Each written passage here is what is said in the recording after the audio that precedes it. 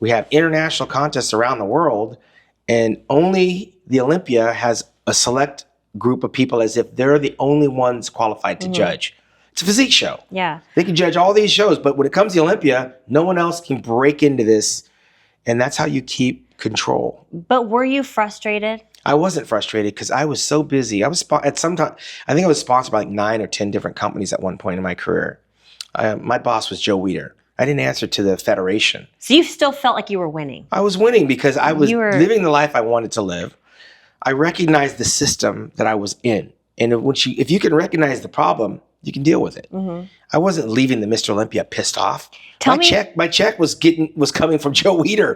I'm all over the world. I'm on all the magazines. That's what I mean. That's what people should be living the lifestyle. Trying to Yeah. I mean, look, I wasn't injured. I was deprived of something I felt entitled to. But I also knew that there were times where I thought Flex Wheeler was going to be Mr. Olympia. There were times that Kevin, I felt these guys were getting screwed, not just me.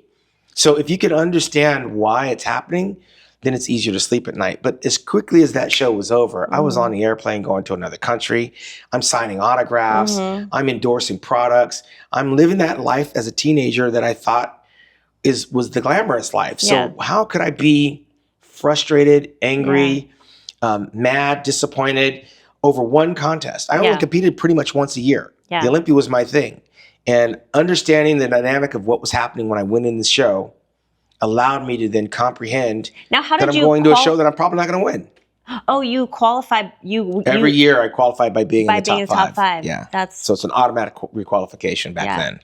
And I didn't have any sour grapes because look, I'm getting paid to be there. Yeah. And then I'm getting paid afterwards on the tours that I was arranging for myself. Okay, maybe the business sense was working. Maybe not sour grapes, but tell me about one time that you truly felt like you should have won. Oh, well, it's easy. It's 1994. But again, 1996 too. But of course, Dorian will tell you because he's Mr. Olympia, it takes a bigger guy to beat a bigger guy, right? So in his mind, the victory is solid and secure. In my mind, I'm going, well, wait a minute, let's break it down. This is the year Dorian tore his bicep a month out from the show. 94? 94, and you can clearly see it. His weight is a lot worse than it was in 93. No argument. It was an honor to stand there and lose to Dorian in 93. Really impressive. But in 94, I could see that the guy was a beaten man. And I can't blame the individual. I know it's the system that's giving him the title. Yeah. So I didn't harbor any.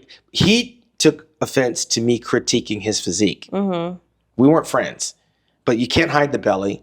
The water retention and the color that was dripping off of his body. I'm this close. I can see it looked like mud. That's not a good look for the winner. Right. And then, he's hiding the bicep because he's got it posed from one side. Yeah. And, the victory goes to him and it's a big difference. I think it was like $50,000 difference in the immortality of that title. So it left me wanting, but if that was going to finish me, I would have never had another bite at the apple in 96 where I thought I could have taken him out too. So now I know it's a subjective sport. Yeah. I was closer to him in 94, 96. Really fast. Leave that to the fans. You know what's interesting is like back then, because there was no social media, it would be interesting for that same exact event to happen now that we have social media, because you have your fans coming for him. He has his fans coming for you. People really, really back you up. People really, really back him up. It would be interesting to see in the court of public opinion in this day and age, what would the problem is that you have, once the genie's out of the bottle, it's hard to put it back in. Yeah. We've had years of the mass monsters having pretty good success because they're bigger. Listen, I created the 202-pound division because the mass monsters were not allowing the smaller guys a platform. Right. In 2005, 2007, I think it was. No, it's 2005. Had I not promoted the 202 division, we would have never had the 212 division. Right. So I'm in retirement. I'm trying to find something to do to enjoy my passion. And I contact Steve Weinberger, who puts on the New York Pro Show. And said, let us sponsor the new division. We'll come up with the prize money and let's have this. You have to be under 202 pounds. They decided to take it. David Henry won the very first one and gave him $5,000. I think we went 5, 4, 3, 2, and 1.